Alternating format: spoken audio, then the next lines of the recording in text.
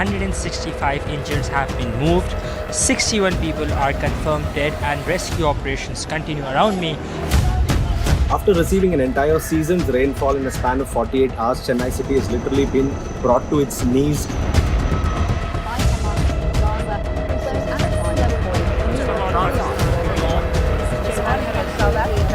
For WION, World is One.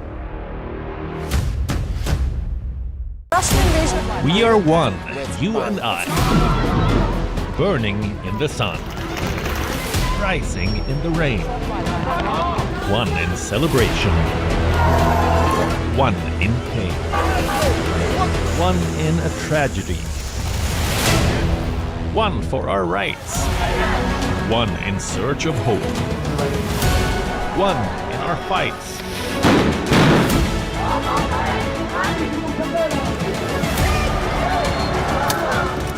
One beyond borders. One beyond our race. This could be one in the face of adversity. We are one, you and I, and it's our right to know how and why.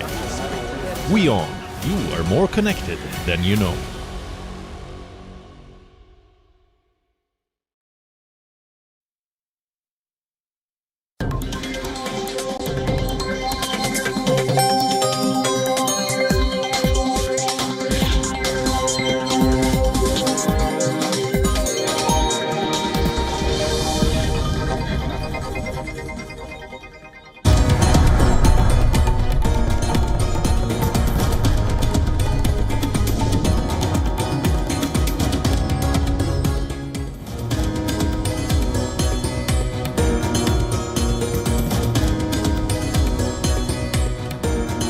Welcome back. You're watching WION World is One. This is World DNA, the show that gets you ahead of the rest. I'm Shivan John.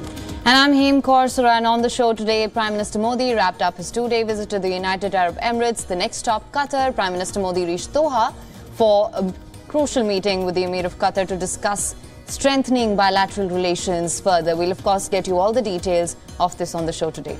Also on the show right here on World DNA, the United States has raised alarm over plans by Russia to put a nuclear weapon in space, possibly to use against satellites. It has been called a national security threat related to a destabilizing foreign military capability. The intelligence was briefed to Congress and key US allies, and some lawmakers say it should be declassified and made public. Of course, there is a lot to discuss right here on World DNA. Let's get you started with the headlines first.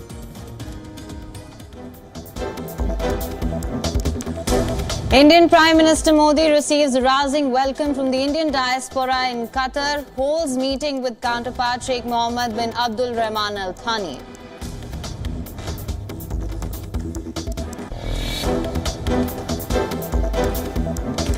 Shooting at Kansas City parade celebrating NFL champion Chiefs Super Bowl victory kills at least one and injures 21 others. 3 suspects in police custody.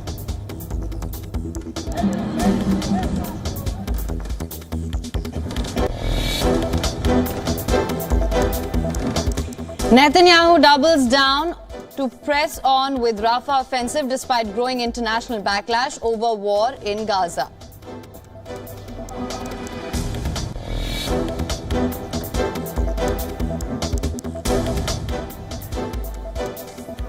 End in sight finally for Pakistan's race to power. Country likely to see PMLN's Shehbaz Sharif as Prime Minister and PPP's Asif Ali Zardari as President of Pakistan.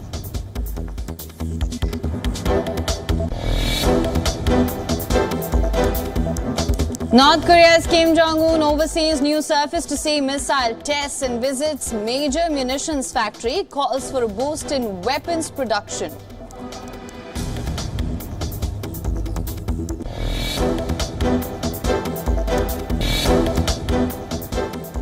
Now, to begin with, yet another high-profile public event marred by gun violence in the United States. At least one person has been killed and 22 others injured at a shooting in Kansas City where the NFL champion Chiefs were celebrating their Super Bowl victory.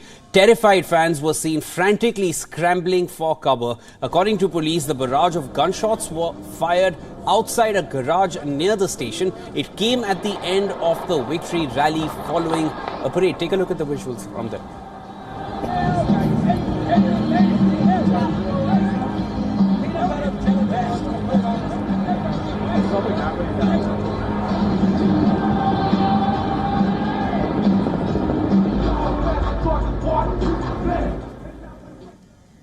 According to reports, at least 8 children were among the 22 hit by gunfire. Hours after the bloodshed, authorities are still sorting out the numbers and the details of the casualties.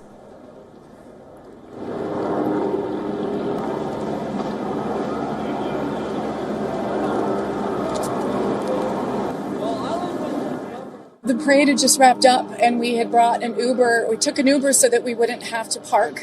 We're from Kansas City, but we flew in yesterday from New Hampshire just for the parade. And we were headed back to the direction where the Uber had dropped us off when all of a sudden people started crushing forward. Everybody started running. There was screaming. We didn't know what was happening, but this day and age when people run, you run. And so I put my arms around her and we tried to push through so people wouldn't run on top of us. Videos show police running through the crowds as the parade attendees hurriedly scrambled for safety. There are reports that some fans may have participated in the capture of at least one of the suspects. Kansas City Police Chief has said that 3 people have been taken into custody. We do have 3 persons detained and under investigation for today's incident. We are working to determine if one of the 3 are the one that was in that video where fans assisted police. The National Football League team, it's confirmed that all of the Chiefs players, coaches, staff who were attending the victory rally are safe. Now, this incident is not the first of its kind. Last year saw a shooting in Denver after the Nuggets winning an NBA championship and gunfire at a parking lot near the Texas Rangers World Series championship parade. Now, for more on this, our correspondent Susan Tehrani has sent us this report. Listen to this. According to law enforcement analysts, events like the Kansas City Super Bowl parade and rally are almost impossible to secure completely. It's a massive open space area, tickets are not required, and there is no gates at the admission area. Police Chief Stacey Graves said Wednesday during a press conference that 1 person has died after that shooting at the end of a celebration for the Super Bowl winning Chiefs in Kansas City, Missouri. 3 people have been taken into custody as part of an ongoing investigation, she said, and she also said that at least 22 people had gunshot injuries. Some of those victims are children. An estimated 1 million people in downtown Kansas City celebrated their team's back-to-back championship at the Super Bowl during that event in that area where the shooting took place. It was just steps away from where the Chiefs held a victory rally with thousands of fans after the parade took place. Of course, we're following this story very closely. It's a developing story, and we'll bring you the latest as we get information. Susan Tehrani reporting from New York for WION World is One.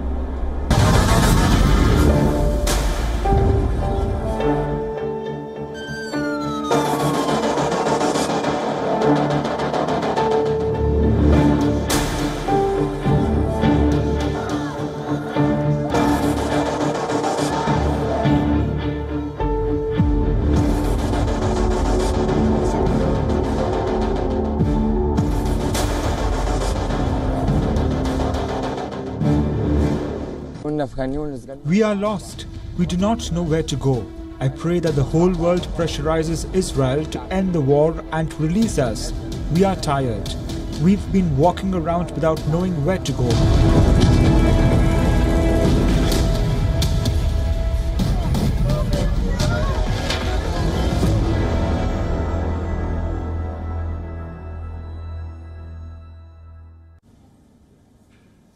Israel has vowed to press on with a powerful operation in Gaza's Rafah, even as calls mounted for it to hold off sending troops into the territory's overcrowded city. Now, Netanyahu has insisted Hamas battalions must be eliminated in the city. It's a claim that we've seen over and over, we've heard over and over again. And this as Egyptian and Qatari mediators in Cairo are hoping to secure a ceasefire that would see more of the roughly 130 hostages still in Gaza released in potentially another swap.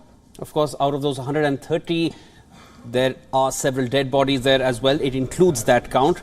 A Hamas source told a news agency AFP a dead A team was headed to Cairo to meet Egyptian and Qatari mediators a day after Israeli negotiators held talks with the mediators. CIA Director William Burns had joined Tuesday's talks with David Barnea, head of Israel's Mossad intelligence service, which Egyptian media said had been mostly positive. Now, U.S. National Security Council spokesperson John Kirby called the negotiations constructive and moving in the right direction. Netanyahu said Israel would push for the release of hostages through strong military pressure and very firm negotiations. He said, and I'm going to quote here, "I insist that Hamas drop their delusional demands, and when they drop these demands, we can move forward." The United States rebuked Israel for demolishing the home of a Palestinian activist in East Jerusalem, saying its ally was damaging its own standing. Now, in Washington, State Department spokesperson Matthew Miller said that the United States had condemned the demolition and, in fact, would encourage Israel to not target other homes. We condemn the demolition of Fakhri Abu Diab's home. He is a community leader in East Jerusalem. We believe that demolition not only obviously damages his home and his family and the lives that they have built there, but the entire community who live in fear that their homes may be next. This has been their family home for generations. Part of the structure dates back to before 1967. He has been an outspoken community leader, including against demolitions, and now his family has been displaced. The U.S. president has shielded Palestinians in the United States from deportation for 18 months. The U.S. president faces growing anger over his support for Israel's Gaza offensive in an election year. Biden signed an order saying the Palestinians should not be deported in light of the ongoing conflict and humanitarian needs on the ground in the Gaza Strip. Since the outbreak of the Israel-Hamas war, Hezbollah has traded near daily fire with Israeli troops, with tens of thousands displaced on both sides. At least 9 people, 7 of them civilians, were killed on Wednesday in Israeli strikes on South Lebanon, while the Israeli army said it lost a soldier in cross-border rocket fire. More than 240 people have been killed in Lebanon, mostly from Hezbollah, but also including over 30 civilians. In Israel, the army says 10 soldiers and 6 civilians have been killed. French President Emmanuel Macron told Israeli Prime Minister Benjamin Netanyahu that the Gaza death toll was intolerable and Israel's operations there must cease. The French leader stressed that a ceasefire agreement should be reached without further delay. He added such a deal should guarantee the protection of all civilians and the massive inflow of emergency aid. Now, during the visit to Jerusalem, German Foreign Minister Annalena Baerbock repeated Israel must provide corridors of protection in Rafah. She pushed for safe places where civilians can also be cared for medically. Speaking to reporters at the UN, the Arab League's permanent UN representative for February reaffirmed the group's key demands. They include an immediate ceasefire, unhindered humanitarian assistance, and a prevention of any plan of transfer of the Palestinians from their land. The Arab League called on the UN Security Council to take action and decide on a humanitarian ceasefire resolution.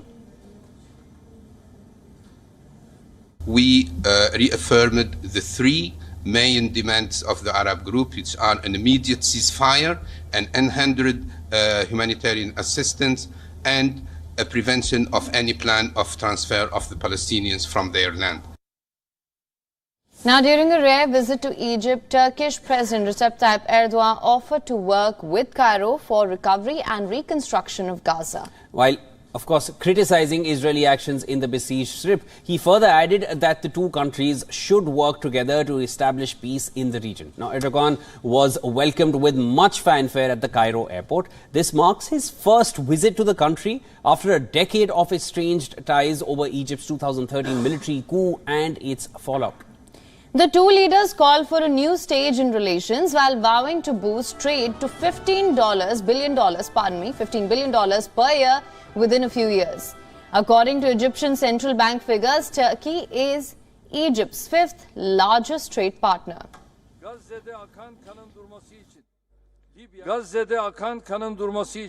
We will continue the cooperation and solidarity with our Egyptian brothers for the bloodshed in Gaza to stop. In the medium term, we are ready to work with Egypt for Gaza to recover and be rebuilt.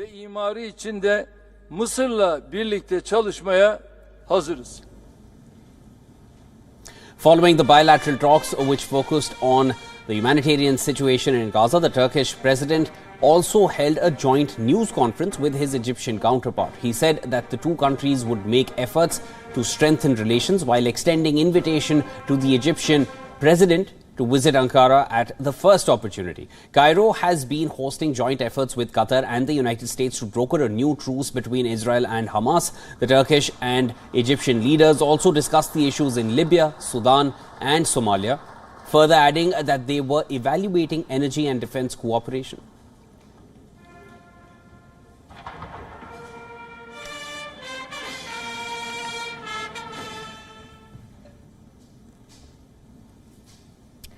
Moving on now, on Wednesday, top officials warned the United States it's facing a new and serious national security threat. Reports suggest that it involves a Russian attempt to build a space-based nuclear capability. The Republican head of the House Intelligence Committee urged the Biden administration to declassify information about what he called a serious national security threat. Mike Turner gave no details about the nature of the threat, and the Biden administration also declined to address it. However, several leading lawmakers, including House Speaker Mike Johnson, cautioned against being overly alarmed. A senior congressional aide speaking to the Associated Press news agency pointed to concerns about Russian anti-satellite weapons. The congressional aide said that he understood that the threat relates to a space-deployed Russian anti-satellite weapon. Now, such a weapon could pose a major threat to US satellites that transmit billions of bytes of data each hour. The congressional aide stated it was not yet clear if the Russian weapon was nuclear capable, but said that that is a major fear that they have. The rapidly evolving threat in space was one of the primary reasons that the US Space Force was established in 2019. Now, a lot of that threat has to do with new capabilities, of course, that China as well as Russia have already developed. They can interfere with critical satellite-based US communications such as GPS and the ability to also quickly detect missile launches. In recent years, the US has seen both China and Russia pursue new ways to jam satellites, intercept their feeds, blind them, shoot them down, and even potentially grab them with a robotic arm to pull them out of their programmed orbits. One of the key missions of the Space Force is to train troops skilled in detecting and defending against those threats. In its 2020 defense space strategy, the Pentagon said that China and Russia presented the greatest strategic threat in space. The Pentagon flagged their aggressive development of counter-space abilities and their military doctrine, calling for extending conflict to space.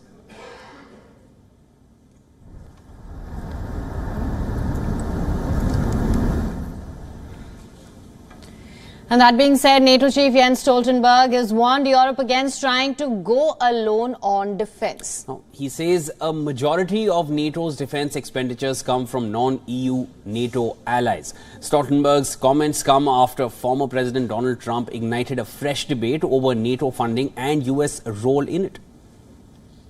European allies should do more on defense, and that's exactly what they're doing, and they need to continue to do so. That has been the main message from NATO for years, and I welcome the fact that now we see action. So that's important. But this should be part of a transatlantic joint effort.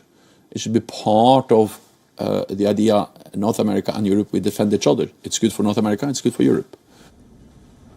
After Trump's threat, NATO's European partners are waking up to the possibility of America moving away from the military alliance. Trump's grouse is against the European nations not paying their dues. On Wednesday, Stoltenberg claimed 18 of the alliance's 31 countries are on course to achieving their defense spending targets this year. According to the NATO chief, overall, European allies and Canada will have added more than $600 billion to their defense spending.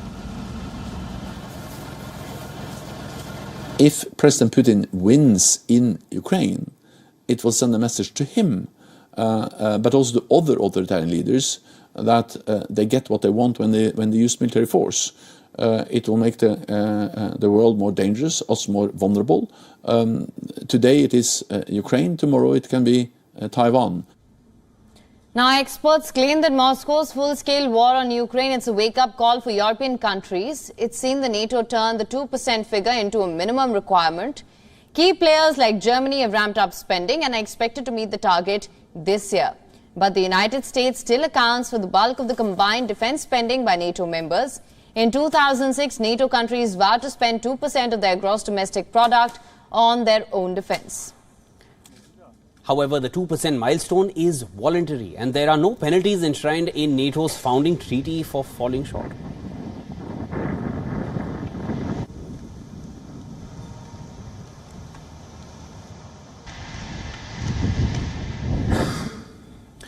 The European Union has proposed new trade restrictions for supporting Russia's war efforts in Ukraine. Now, these restrictions have been imposed on about 24 firms, including 1 in India and 3 in China. According to a Bloomberg report, if adopted, it will be the first time that the EU has imposed restrictions on companies in mainland China since Russia invaded Ukraine. Since Chinese President Xi Jinping and Russia's Vladimir Putin declared the no-limits friendship between their nations, questions are being asked about how China is helping Russia's illegal invasion of Ukraine. Brussels has proposed measures to prevent European companies from conducting trade with the specified entities. This is in line with the EU's efforts to limit Russia's access to sanctioned goods via third-party channels. Previous attempts to designate Chinese firms were abandoned due to resistance from member states and assurances from Beijing. The matter holds considerable importance for the EU, especially in relation to China, which is a crucial trading partner as well. Germany, that is notably dependent on China as the primary market for car manufacturers like Volkswagen, they're closely monitoring the developments, added the report. Now, the bloc wants to finalize a 13th package of sanctions against Russia before February 24th. It would mark 2 years since Putin ordered the full-scale invasion of Ukraine. Now, the European Commission has also urged national governments to take concerted action to toughen sanctions enforcement.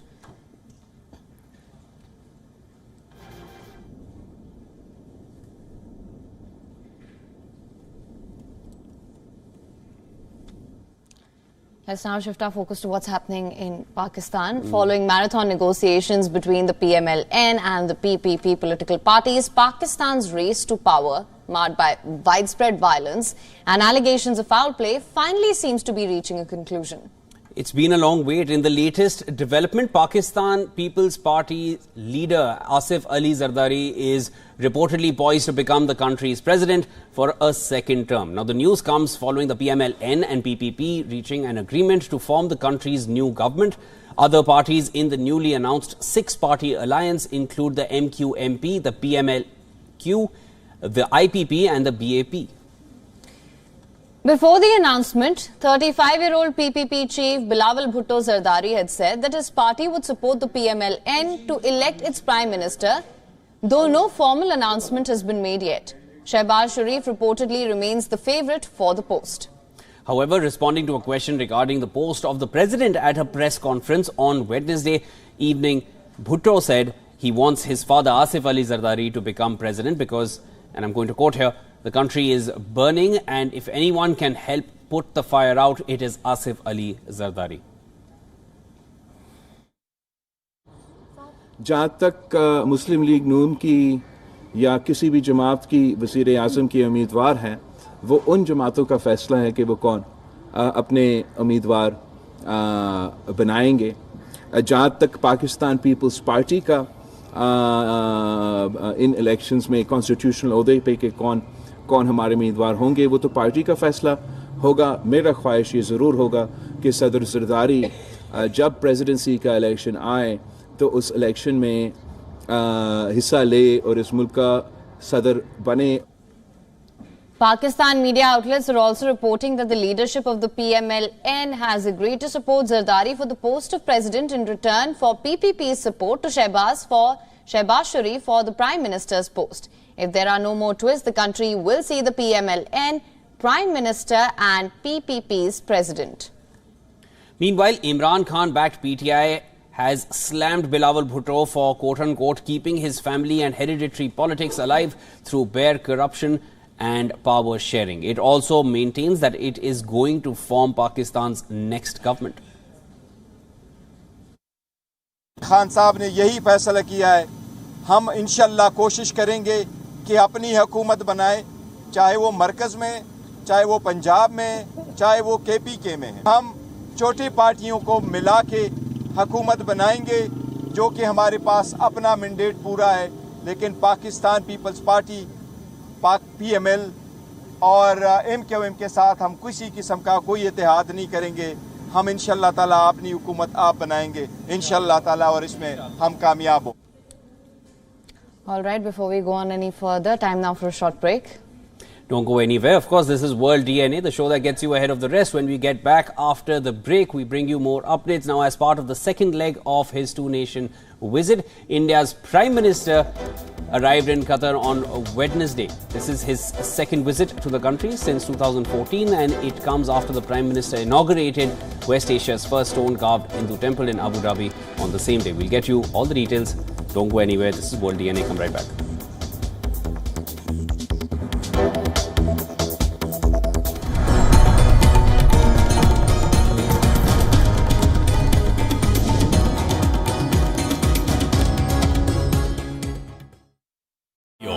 India's Global Voice, the channel that brings you the biggest stories from across the world through India's lens. Now available in more than 190 countries worldwide. Because we believe that the world is one. Watch us in Africa, Europe, USA and Canada, South America, Asia Pacific, Middle East and North African regions. Also available on these digital platforms across the world. WION. World is one. Protesting farmers back on the roads. Demanding higher minimum support price for their produce. Capital turns into a fortress. A little over 2 years after they called off their massive protest, chaos unfolds as farmers clash with police. The government says it has agreed to most of their demands, but big differences persist.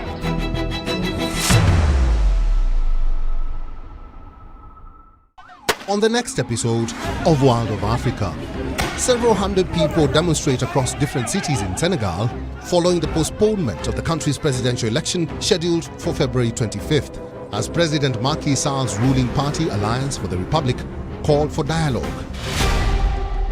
A California museum returns 7 royal artifacts to Ghana's traditional Ashanti king to commemorate his silver jubilee in the first planned handovers of Ashanti treasures looted during colonial times.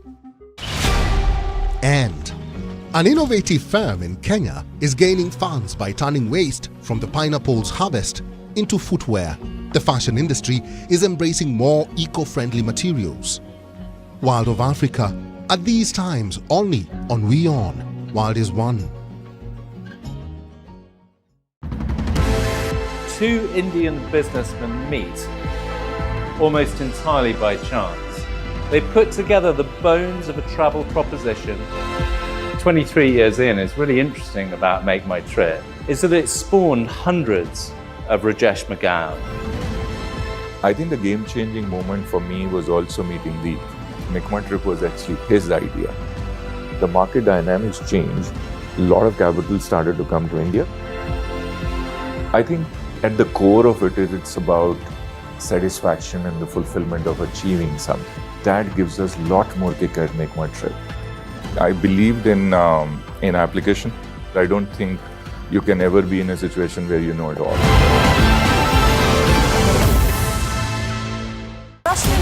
We are one, you and I. Burning in the sun. Rising in the rain.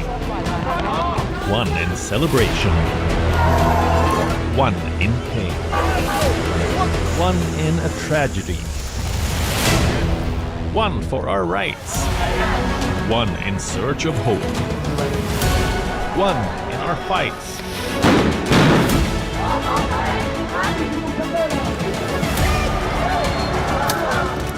One beyond borders. One beyond our race. This could be one of One the in the biggest face of adversity. We are one, you and I, and it's all right to know how and why. WION, you are more connected than you know.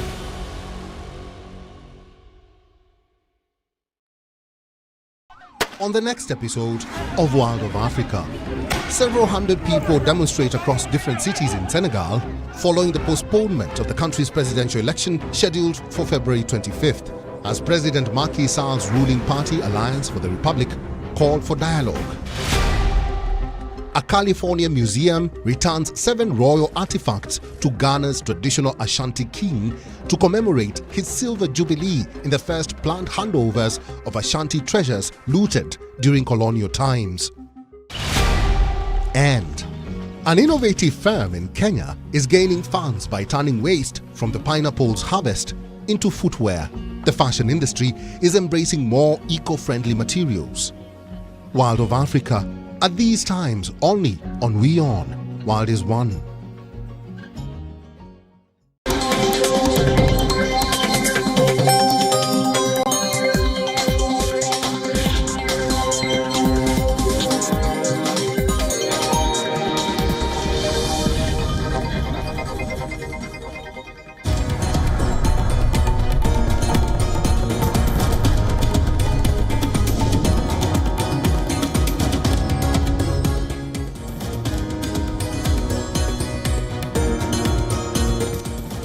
Welcome back to World DNA. Thank you so much for staying with us. Lots more lined up for you on this side of World DNA as well. Let's get started by looking at the headlines.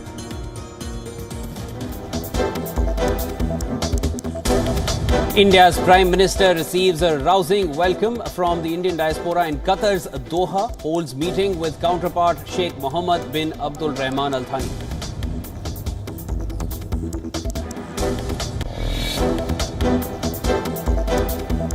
Shooting at Kansas City parade celebrating NFL championship Super Bowl victory kills at least 1 and injures 21 others.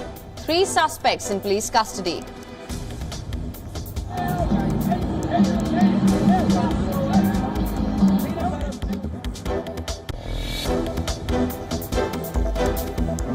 Netanyahu doubles down to press on with Rafah offensive despite growing international backlash over war in Gaza.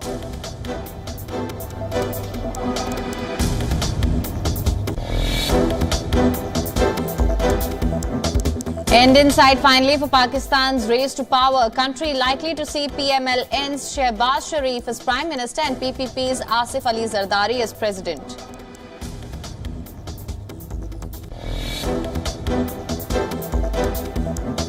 North Korea's Kim Jong-un oversees new surface-to-sea missile test and visits major munitions factories. Calls for boosted weapons production.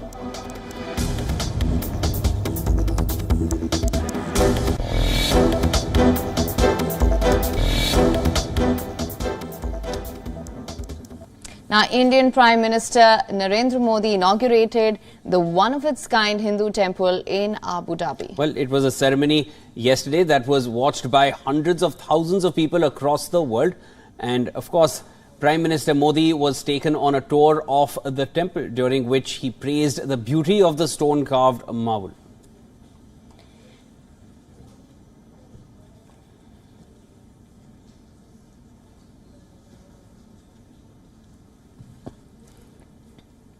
Prime Minister Modi also offered prayers at the temple, including a coordinated aarti or worship with lamps that was carried out simultaneously at 6 different BAPS temples around the globe.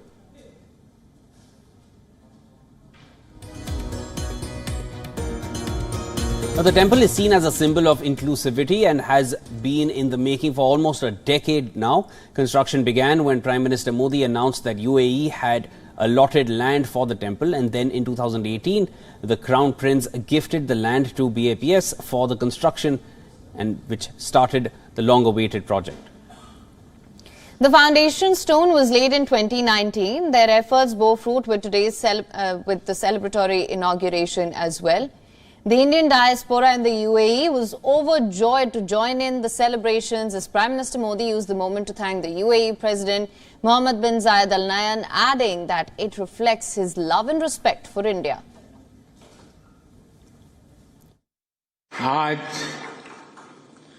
Vasant Panchami का पवित्र त्योहार भी है, पूज्य शास्त्री जी महाराज की जन्म जयंती भी है। ये वसंत पंचमी, ये पर्व मां सरस्वती का पर्व है।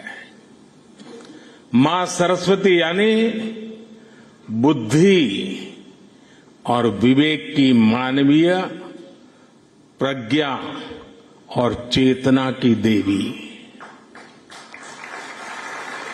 ये मानवीय प्रज्ञा ही है जिसने हमें सहयोग, सामंजस्य, समन्वय और सौहार्द जैसे आदर्शों को जीवन में उतारने की समझ दी है। Now, as part of the second leg of his two-nation visit, the Indian Prime Minister arrived in Qatar on Wednesday. Now, this is his second visit to the country since 2014, and it comes after the Prime Minister inaugurated, as we just mentioned, West Asia's first stone-carved Hindu temple in Abu Dhabi on the same day. Now, the visit is aimed at bettering and strengthening overall ties between New Delhi and Doha. On his arrival, Prime Minister Modi was received by Qatar's Foreign Affairs Minister. The Prime Minister also held talks with his Qatari counterpart, Sheikh Mohammed bin Abdul Rahman Al Thani. The two leaders discussed bilateral cooperation in sectors including investment, energy and finance. As per India's Ministry of External Affairs, Prime Minister Modi is all set to meet the Emir of Qatar, Sheikh Tamim bin Hamad Al Thani, today. The expected talks will table both regional as well as global issues. Meanwhile, the Indian Prime Minister will also conclude his two-nation visit later in the evening, after which he will return to New Delhi.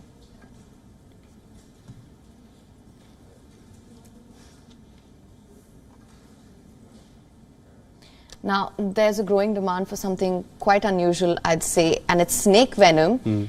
And it's led to a spate of trafficking cases in the India-Bangladesh border as well. Now, snake venom is a prized commodity in China's traditional medicine market. Last week, Indian authorities caught a man who possessed over $1 million worth of snake venom. He was detained along the India-Bangladesh border in the state of West Bengal. The Indian Border Security Force, the BSF, recovered 2.35 kilograms of snake venom from his home. Now, in recent months, criminals are taking advantage of the porous Indo-Bangladesh border to smuggle venom in various forms, including liquid, powder, gelatinous as well sometimes. According to the Indian Border Security Force, over 17.7 kgs of snake venom worth around $20 million was recovered from the border region between 2017 and last year.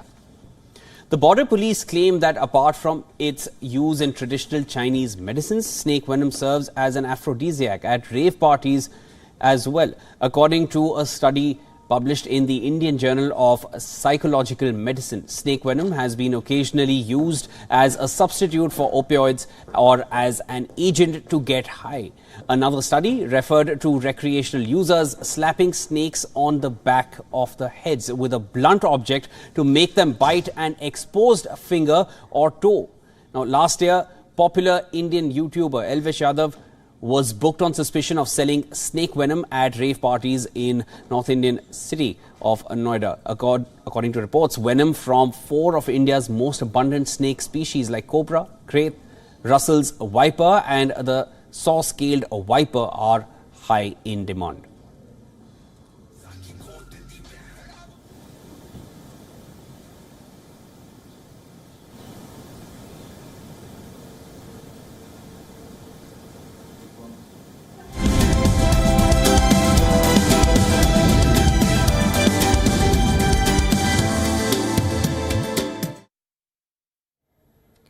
Now, let's shift our focus to the big updates from the world of business now. Millions of Indian farmers rely on the minimum support price, something that we've been talking about for quite a few days now, to ensure a fair return for their crops. But what exactly is MSP? How does it work? Let's decode the economics of MSP, exploring its benefits, challenges, and the ongoing debates surrounding it. First of all, what are MSPs. MSP, it's a safety net for farmers of sorts. It's the minimum price that the government agrees to buy certain crops at, protecting them from drastic price falls. Think of it as an assurance that their hard work won't go unrewarded. Now, crops under MSP, not all crops get MSP support here. That's important to note. Currently, there are 24 crops that are covered, including staples like rice, wheat, pulses like chana, moong, and oil seeds like groundnut and soybean, and even commercial crops like sugarcane and cotton. Cost to the government, supporting these crops comes at a cost of course. In 2014 to 2015, the government spent 1.06 lakh crores. By 2022 to 23, this figure jumped to 2.28 lakh crores. That's rupees. Let's also talk about the issues here. While MSP offers security, concerns of course do exist. It primarily benefits rice and wheat farmers, leaving others less protected. Additionally, the double procurement system creates buffer stocks, potentially leading to distortion in the market as well. Farmers' demands here. Farmers are demanding assured prices backed by the law, doubling of incomes and guaranteed profit margins over production costs. Now, expanding MSP to all crops, that could lead to overproduction of supported crops, distorting farming patterns, and of course also drastically increasing government spending. It could also impact agricultural exports and global competitiveness. These are some of the challenges. So the MSP debate, it's complex to say the least. While it provides a safety net for the farmers, its wider application that raises concerns, and finding a sustainable balance between farmer welfare as well as economic consideration, that is crucial for the future of Indian agriculture. Over to you now, Shivan. All right. Thanks, Aim, for getting us all those updates. We move further with more stories coming in from the business sector. Now, Japan is no longer the third largest economy in the world. The Asian country has lost that position to Germany after contracting for the last 6 months of 2023 and entering a recession. Official data shows that Japan's economy unexpectedly shrank due to weak domestic demand. This has raised uncertainty about the central bank's plans to exit its ultra-easy monetary policy this year. Japan's gross domestic product, or GDP, fell 0.4% in the October to December period after a 3.3% slump in the previous quarter. However, the market had expected a 1.4% increase in the GDP. 2 consecutive quarters of contraction are typically considered the definition of a technical recession. Now, private consumption, which makes up more than half of the economic activity, that fell 0.2%. Capital expenditure, that's another key private sector growth engine, that fell 0.1%. Nevertheless, external demand, which is exports minus imports, contributed to about 0.2% to GDP as exports rose to 2.6% from the previous quarter. A weak yen in comparison to the US dollar has helped Japan expand its exports further. Moreover, there is a risk that the economy could continue to shrink in the January to March quarter. The 3 big reasons being slowing global growth, weak domestic demand, and the impact of the New Year quake in Western Japan. The weak data cast a shadow on the Bank of Japan's rosy GDP forecast and its plans to phase out its massive monetary stimulus. The central bank has been laying the groundwork to end negative rates by April and overall its ultra-loose monetary policy. Reuters sources suggest that it is likely to go slow on any subsequent policy tightening as risks persist. The latest data did not have a major impact on the stock market. The Nikkei rose 1%, reversing some of its losses made from the previous session. The stock market possibly rose on expectations. The central bank may continue with its easy money policy for some time as well.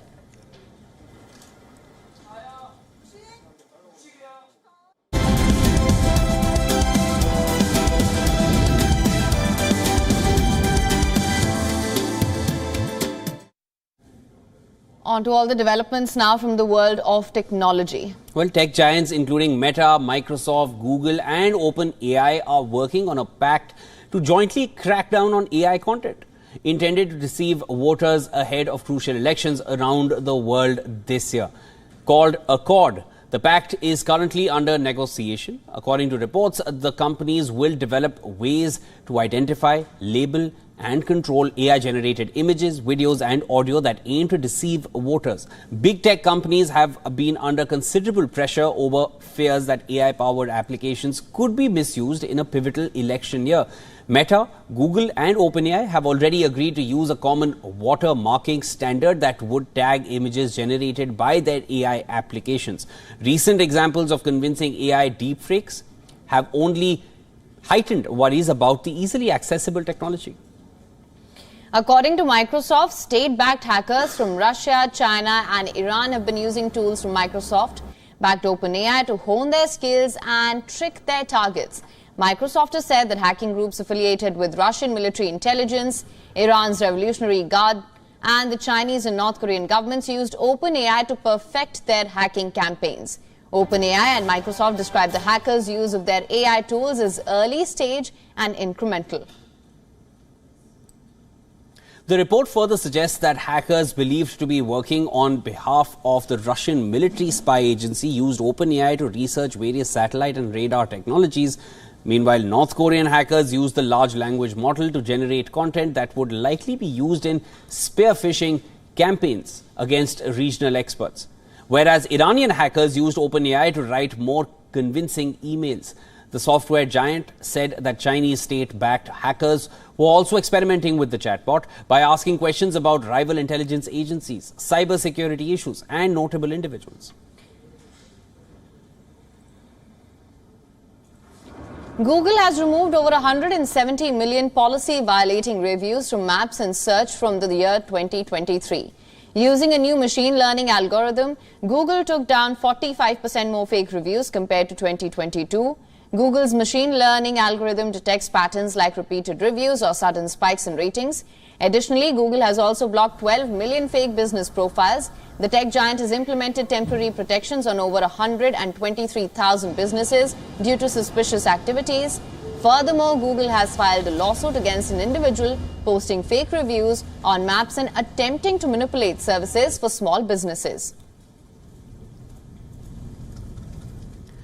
Owners of Tesla Cybertrucks have raised concerns about potential rust issues with the vehicle's exterior. One owner noticed orange flecks on their truck after just 2 days of rain. According to the owner, cleaning the exterior with soap didn't help much as it resulted in pockmarked body panels. In Tesla's owner's manual, the EV maker acknowledges rust dangers and mentions a complicated maintenance process thereafter. The Cybertruck was launched in November 2023, starting at $60,990 US. I'm going to show you just how hard.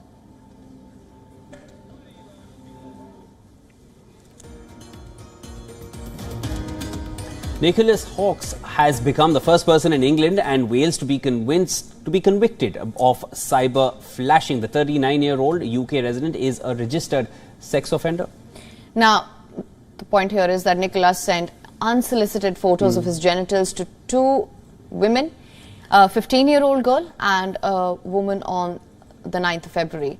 The woman reported Hawkes to the Essex police the same day. Understand that cyber flashing, it's an offence in England and Wales. It is part of the new rules added to the Online Safety Act this year on the 31st of January. Offenders can be sent to jail for up to 6 months or 2 years if it is proven the perpetrator also intended to cause distress, alarm or humiliation or shared the image to obtain sexual gratification. At the time of questioning, Hawkes admitted to sending the picture to cause alarm, distress and humiliation. Hawkes has previously received convictions for sexual offences that include 2 instances in the past year when he stripped naked in public. The 39-year-old will be sentenced for breaching a suspended sentence, which he will serve together with the 2 offences of cyber flashing. Hawkes is due to be sentenced at Basildon Crown Court on the 11th of March.